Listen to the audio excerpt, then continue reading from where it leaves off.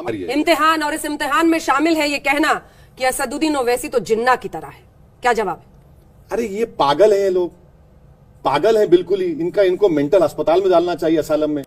नमस्कार दोस्तों, मैं हूं लोकेश गर्ग और आप देख रहे हैं प्रेस इंडिया।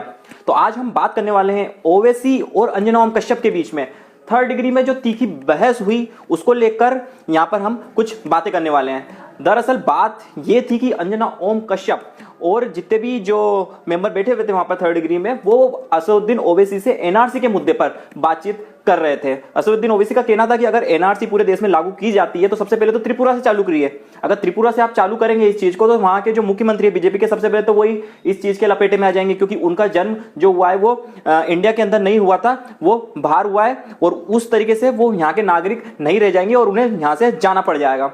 इसी मुद्दे पर उन्होंने कहा कि इंग्लैंड 1 लाख लोगों को भेज रहा है कि आप 1 लाख लोग अपने यहाँ से ले जाइए। अमेरिका है 50,000 लोगों को ट्रंप भेजना चाहते हैं, लेकिन इंडिया नहीं ले रहा है। तो इसी तरीके से पाकिस्तान भी कई ऐसे लोग हैं जो कि अवैध तरीके से यहाँ पर रह रहे पाकिस्तान, तो उनको भेजिए फिर या उनको बुलाइए यहाँ पर अपने देश में। लेकिन ऐसा तो कर नहीं रहे और यहाँ से निकालने की जो आप बात कर रहे हो तो फिर आप कैसे निकाल दोगे जब आप ले नहीं रहे हो अपने जो भी लोग हैं उनको, तो फिर आपको निकालने का भी कोई अधिकार नहीं है। बातों ही बातों में अंजना ओम कश्यप ने उनसे एक और सवाल पूछ लिया कि आपको जिन्ना कहा जाता है, यानी कि आरएसएस वाले और बीजेपी वाले आपको जिन्ना कहकर पुकारते हैं, तो इस मामले में आपका क्या कहना है? फिर देखिए पूरा मामला ये हुआ क्या, आगे फिर बात करेंगे हम, लेकिन सबसे पहले ये डिबेट देखिए। आप बोल कराइए। अच्छा, आप बोलते हैं ये वेस्टर्न पाकिस्तान के लोग जम्मू में, उनको क्या कहेंगे आप?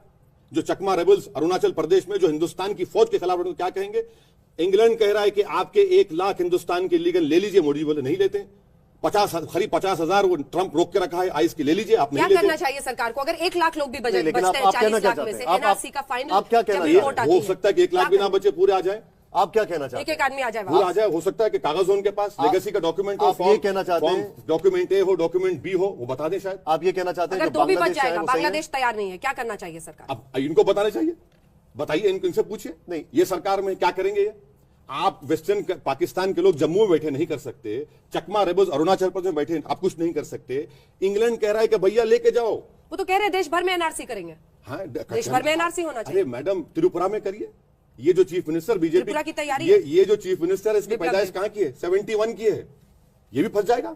करिए, त्रिपुरा से स्टार्ट करिए। चलिए ये बताइए आपकी बोली से कि दाढ़ी छोड़ेंगे, उनकी दाढ़ी छुड़वाएंगे मुसलमान अपने। मैडम ये जो सुनिए आप, ये जो हिंदुस्तान, ये जो आरएसएस की इतनी मदद कर रहे हैं। नहीं, आप गलत कह रहे हैं, आपकी राय गलत है। ये जो मुल्क में जो खौफ दहशत का माहौल है कि गाय के नाम पे मुसलमान, गाय के नाम पे दलित और दाढ़ी के नाम पे पाकिस्तान, ये ऐसे माहौल में आवाज उठाना जरूरी है। अगर हम खामोश बैठ जाएंगे तो आने वाली नस्ल कहेंगे कि हमारे जो बड़े थे वो गूंगे हो चुके थे, और यही टाइम है बोलने का। एक बात जो मोदी की आपको अच्छी लगती है, क्या?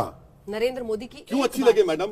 आप डरते होंगे, आप डर, मुझे अच्छी क्यों लगना क्यों जरूरी है? क्यों लगता है आपको हम लोग डरते? अरे नहीं मालूम, देखिए कहीं स्क्रीन ब्लैक ना हो जाए, कहीं स्क्रीन ब्लैक ना हो जाए, आप फायदा पहुंचाते हैं, स्क्रीन ब्लैक ना हो जाए, आप फायदा पहुंचाते हैं, कहीं स्क्रीन ब्लैक ना हो जाए, कहीं से कोई कट ना कर दे, कहीं से फोन ना आ जाए, कहीं से फोन ना आ जाए आप लोगों को। वापस आइए। कहते हैं कि आप ही मोदी और अमित शाह का एजेंडा आगे ले जाते हैं। जो सवाल इन्होंने पूछा था आप गुस्सा गए थे, लेकिन नहीं गुस्सा नहीं है मैडम। अरे मैं तो 3 लोग मेरा थर्ड डिग्री कर रहे हैं, मैं तो बैठा हूं आपके सामने। इम्तिहान, और इस इम्तिहान में शामिल है ये कहना कि असदुद्दीन ओवैसी तो जिन्ना की तरह है। क्या जवाब है? अरे ये पागल है, ये लोग पागल है बिल्कुल ही। इनको मेंटल अस्पताल में डालना चाहिए, असलम में।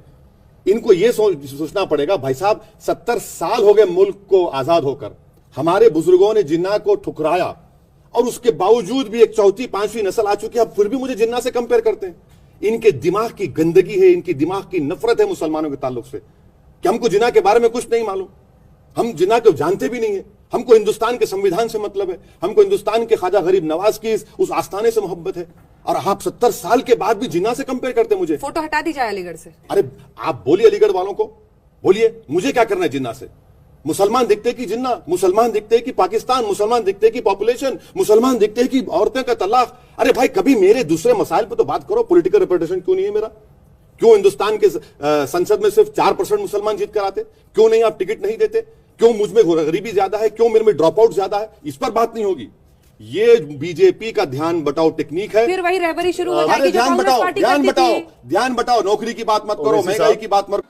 इसी डिबेट के अंदर जब ओवैसी से अंजना ओम कश्यप ने पूछा कि क्या आप अलग अलग राज्यों में चुनाव लड़ेंगे, अपनी पार्टी को उतारेंगे, तो ओवैसी ने इसका जवाब दिया कि ना तो मैं रोड कंस्ट्रक्शन का काम करता हूं, ना ही मेरे पास फैक्ट्रियां हैं, ना ही मेरे पास 2G 3G के अलग अलग ऑफर है जहां पर मैं काम करूं। मैं एक पॉलिटिशियन हूं, तो मेरा चुनाव लड़ना वाजिब बात है, मैं चुनाव भी लड़ूंगा, चुनाव लड़ने के लिए ही मैंने पार्टी बनाई है। देखिए आगे की ये डिबेट। राजस्थान मध्य प्रदेश में खड़ा होंगे क्या? क्योंकि जहां जहां मुसलमान होते हैं वही आप जाते हैं चुनाव क्यों लड़ने। क्यों नहीं जाएंगे? बराबर जाएंगे। इलेक्शन लड़ना है, हमारी जिंदगी का मकसद है। मैं तो कोई रोड का कॉन्ट्रैक्टर नहीं हूं, ना मेरे पास कोई इरिगेशन का कॉन्ट्रैक्ट है, ना मैं 2G 3G का वो काम करता हूं, ना मेरा पास कोई मीडिया चैनल है। मेरा काम इलेक्शन लड़ना है।